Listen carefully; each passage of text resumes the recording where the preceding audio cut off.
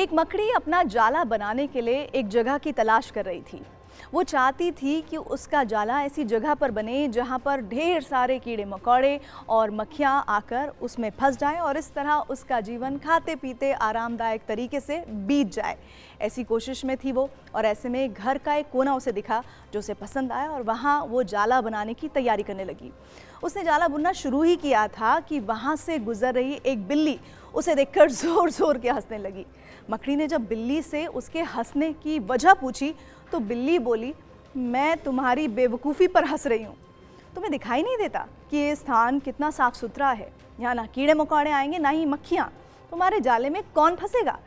बिल्ली की बात सुनकर मकड़ी ने कमरे के उस कोने में जाला बनाने का विचार छोड़ दिया और दूसरे जगह की तलाश करने लगी।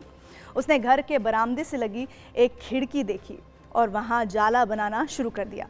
उसने आधा जाला बुनकर तैयार भी कर लिया था, तभी एक चिड़िया वहाँ आई और उसका मजाक उड़ाने लगी।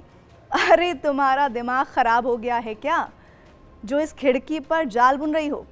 तेज हवा चलेगी और तुम्हारा जाला उड़ जाएगा। मकड़ी को चिड़िया की बात सही लगी। उसने तुरंत खिड़की पर जाला बुनना बंद कर दिया और दूसरी जगह ढूंढने लगी। ढूंढते ढूंढते उसकी ये नज़र एक पुरानी अलमारी पर पड़ी। उस अलमारी का दरवाज़ा थोड़ा खुला था।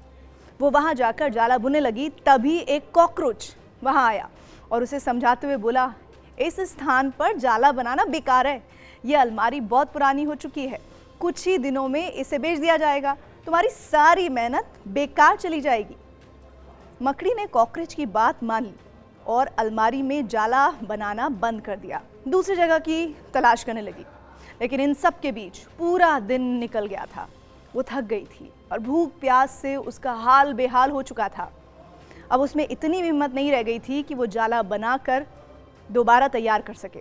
थक हार कर वो एक जगह पर बैठ गई। वहीं एक चींटी भी बैठी हुई थी। थकी हारी मकड़ी को देखकर चींटी बोली, मैं तुम्हें सुबह से देख रही हूँ। तुम जाला बनाना शुरू करती हो, दूसरों की बातों में आकर उसे अधूरा छोड़ देती हो। जो दूसरों की बातों में आता है उसका तुम्हारे जैसा ही हाल होता है। चींटी की बात सुनकर मकड़ी को अपनी गलती का एहसास हो जाता है और वो पछताने लगती है। इस कहानी से हमें शिक्षा मिलती है कि अक्सर ऐसा होता है कि हम नया काम शुरू करते हैं और नेगेटिव लोगों की वजह से उस काम को पूरा नहीं कर पाते, क्योंकि वो हमें हतोत्साहित कर देते हैं। भविष्य की परेशानियों और समस्याओं को गिनाकर हमारा हौसला तोड़ने की कोशिश करते हैं और कई बार हम उनकी बातों में आकर अपना काम उस स्थिति में छोड़ देते हैं जब वो पूरा ही होने वाला होता है, और बाद में समय निकल जाने के बाद हम पछताते हैं।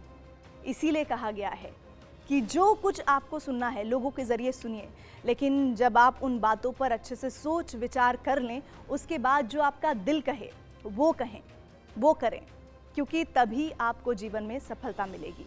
आपको हमारी ये कहानी कैसी लगी ज़रूर बताइएगा।